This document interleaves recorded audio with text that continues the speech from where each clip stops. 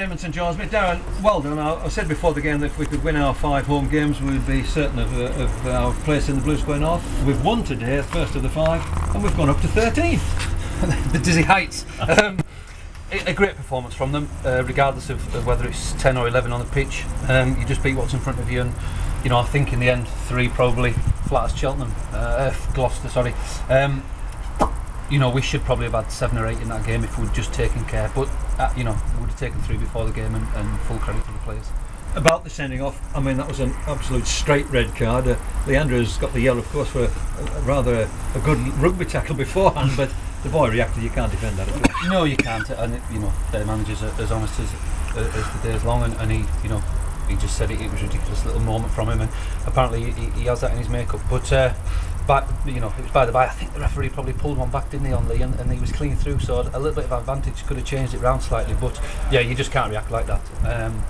But I think we played against 10 Nuneaton a few weeks ago and didn't deal with it very well. But today I felt that although there was a bit of pressure second half, I felt we coped with most things that they threw at us.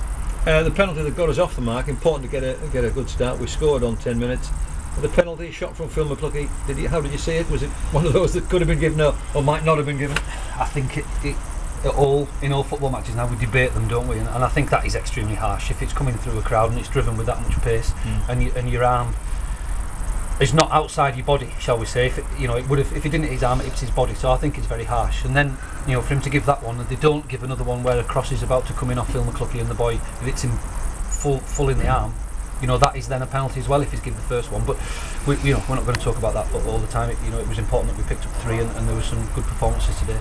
Second goal was a bit spectacular. I'm right behind it here where Mark Boyd hit it. That went in like a shell. Yeah, Mark has that in his locker. We've known that previously. I think this is probably going to end up being his worst scoring tally for the last 5 or 6 seasons. He's comfortably got in double figures. So we encouraged him before the game with the wind to get some shots off, and his free kicks are normally pretty dangerous. So yeah, it'll give him a lot of confidence. Obviously he's been out of the team the last few weeks. Adam Main has come in for him, so that'll give, as I say, Mark a big lift and a much bit of confidence for him. Can I ask you about the changes first of all? We'll go on to the third goal. Just want to clear that one. I was delighted that the young man who had just gone 17 years old, a gorgeous through ball sent Johnny right, and he finished off in impeccable fashion.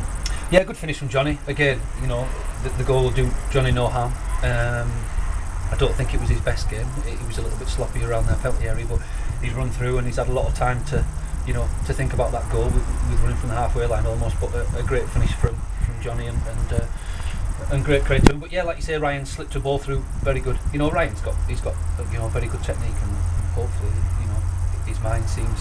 And his mentality is really good, so he's keen to learn, and that's the main thing at 17, 18.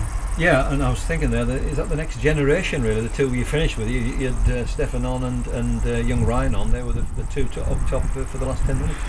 Well, we're hoping that they can come on and play to this level comfortably, and as you say, what we've always needed is local centre forwards. It's hard enough to get centre forwards to come and join us. Everybody wants a good centre forward, so in Gareth and Johnny we've got 2 good ones. We just need maybe 3 or 4 that can, if you need to make a change and things aren't centre forwards, what they do is they lose confidence every now and again, and what you need to do is have them in your squad so you can change. So these boys are keen to learn and have got a lot of attributes, so fingers crossed that they'll be with us and can get a lot of goals for us. Back to the original question before the third goal, Darren, the team changes. You brought Skip back in, and you left Stuart Green and you left Adam Main out this week. Just explain the thinking behind those. I think with Adam, he's again a young boy. He's had 6 or 7 games now, and I just thought Saturday's performance last week, he looked a little bit tired mentally. Also, we go to Hyde on Monday, so it's a possibility he'll find himself in the heart of it again on Monday night. And then the other 2 were really on the back of what I thought Cheltenham might do. I didn't think that the way they press and the harry and the big, strong, physical boys, that I didn't think that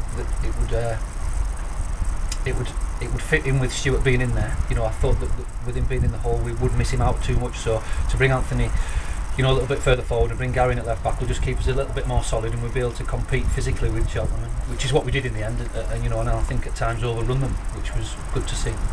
Talking about Monday, Hyde, I mean, everybody says it was a tough game on, but I think you and the guys will be looking forward to Hyde. Good footballing team, top of the league. You want to go there and give a good performance and beat them. Of course, this today was vital that we took 3.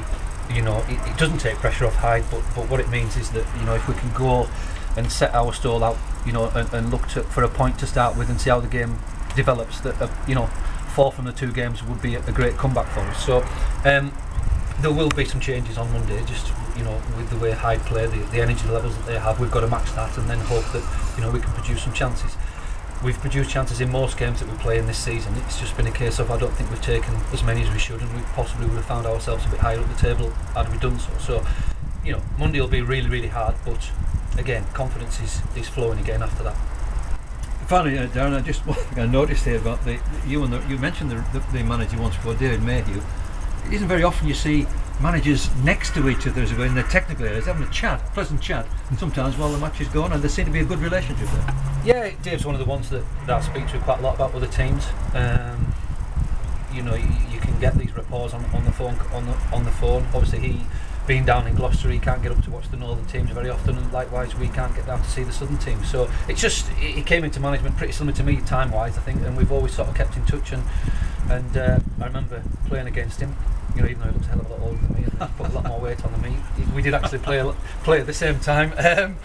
But yeah, he's a decent fella, and as I say, we try to help each other out. And as you saw today, there was a little bit of rivalry there, but it was all in good banter. Yeah. Darren, thanks so much, and look forward to chatting to you on Monday night. Cheers, Walsh. Thank you very much. Cheers, Paul.